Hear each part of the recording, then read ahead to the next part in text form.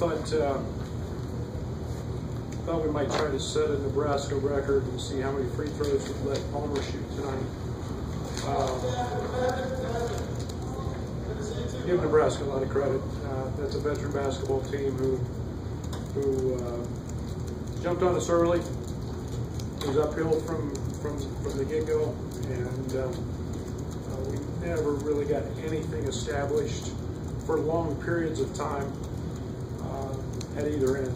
And it's really funny when you spend a couple of days and most of our talk was about not fouling. The one thing Palmer does is he puts a lot of fouls on people. We want him to shoot the ball, and yet we've got to grow up in that area. We've got to become a little more disciplined, and that was frustrating. But he's an awfully good player, and that showed today. And then it's it was our turnovers. When you're realistically starting three-point guards, you would hope that you wouldn't have as many turnovers as we did, but that's something we got to grow into. I can't give Nebraska credit. They're top 5 in about every defensive category out there. They play to contest everything, and I thought they did a great job, especially on Aaron, making his life very difficult. Io goes 3 for 12. And then when we don't shoot the ball very well, we've got to and turn it over that much. It's going to be a tough night for us. With the three-point guard lineup, I mean, you like what that potentially gives you, but has it maybe not delivered what you maybe saw earlier in the year? Well, I don't want to say that. I think there's been some positives by it. I think that I think the one thing that I'm probably concerned about as much as anything is the ball being out of Trent's hands too much. Trent's been such a good facilitator. He really grew in that area this year. His assist numbers are down at 1 tonight, but I think it's again, it's one of the things that we fight a little bit with. Because is such a good passer, and he sees things, but yet tonight was more matchup based than anything we were trying to exploit. I felt pretty good because we had Watson in foul trouble all night, and yet we can't turn the ball over as many times as we're turning it over. We've got to find the right mechanism to get Georgie the ball consistently. Georgie's having such a good freshman year. He's a great threat inside, and yet we continue to grow there. So just with Trent having the ball in his hands maybe a little more, does he need more than 2 shots in the first half? Yeah, no doubt. He's an all-league player. He's a guy that had explosive moments, and we fight that with a little bit, Scott, with all 3 of those guys, and sometimes we try to do too much. But I think we've got to. We're still in the identifying roles on our team, and I think we've got to know that Trent's a guy that's going to be option 1 or 2, no doubt. What's Kipper's role right now? I think we're still working on that. It was nice to see Kipper do some things tonight. He's been in a little bit of a funk. We watched a lot of film in terms of this preparation. Watched last year's game and just how much harder he played last year. I liked it. I liked Kipper today, and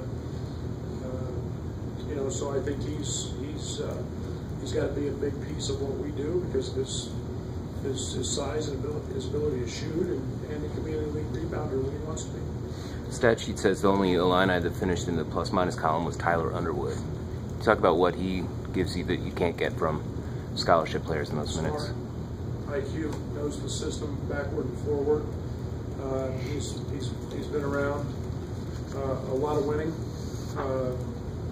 He's seen how it's been done right, and especially back in SFA and Oklahoma State and how it works. And so his positioning is very good. He's an IQ player, and he's not afraid to stick his nose in there, grab a couple rebounds as well, and take or try to take charges. you know, he's got a kid that does a lot of little things. Team was pretty excited when he went for that loose ball and got the yeah, you know, I think that speaks to, you know, his place on this team and how important they know he can be, and we talk a lot about the little things, and Tyler does those. Conversely, you were a little bit upset about when Allen first entered the game and had a turnover, and something we've been talking about a lot with him. You know, he's had 11 turnovers in his last 2 or 3 games, and it's something we've been stressing. You know, you've got to be dialed in, you've got to have an intent, and Allen's going to be a heck of a player. And I love that kid to death, and he's an offensive weapon. He can shoot the cover off of it.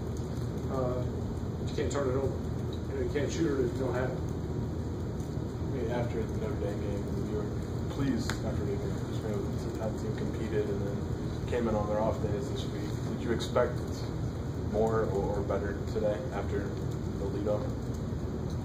Well, no disrespect in any sort of capacity to Notre Dame. It's a little different environment, and it's the first Big Ten game. Everybody knows everybody a little bit better. This place was a little more juiced, a little more atmosphere than in South Bend, and I don't mean that in a disrespectful way. So I was really curious as to how life on the road is, how we were going to act, and I think that's one of the things that I'm disappointed in, and there's got to be a toughness and an edge, and you know, again, you got a team with 5th-year seniors and 4-year starters, and they have that poise. We did not, and that's something that we saw today. As good as This is the Georgie, last question here. as good as Georgie's been, I mean, he got back in foul trouble today after kind of handling that maybe better on Tuesday. Yeah, they're bad fouls.